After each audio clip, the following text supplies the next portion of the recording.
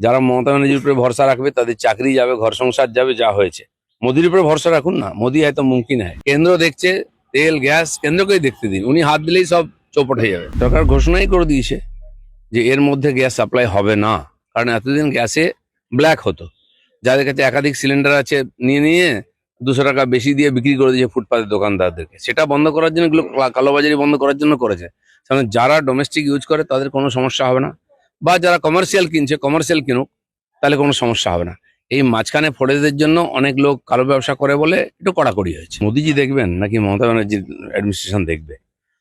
টিএমসির লোকেরা ইচ্ছা করে তাদের পেট্রোল পাম্প বন্ধ করে দিচ্ছে, নাই পেট্রোল বলে, অথচ কোথাও পেট্রোলের ক্রাইসিস নেই, গ্যাসের কোথাও ক্রাইসিস নেই। বিরোধীরা একটা হাইপ তৈরি করছে ভয়ের ব্যাপার। ভারতবর্ষে কোনো প্রভাব পড়েনি যুদ্ধে। 60 টাকা গ্যাসের দাম বেড়েছে, ঠিকই আছে, সাপ্লাই কম আছে, কিন্তু এখানে জমা যথেষ্টই আছে। সেই জন্য বিশ্ব দরবারে দাম বাড়লে এখানেও বাড়বে, কিন্তু এ নিয়ে কোনো চিন্তা করার দরকার নেই। ভরসা রাখুন। যে কোম্পানিগুলো চালায় এখানে গ্যাস বা তেল, তারা জোনাল যে ডিস্ট্রিবিউটার, এখানে যদি তার স্টক থাকে সে তো নিয়ে যাবেই। এটা কেন্দ্র সরকার দেখছে। উনি বলে দিলেন আলু বাইরে যাবে না। আজকে আলুর কি অবস্থা?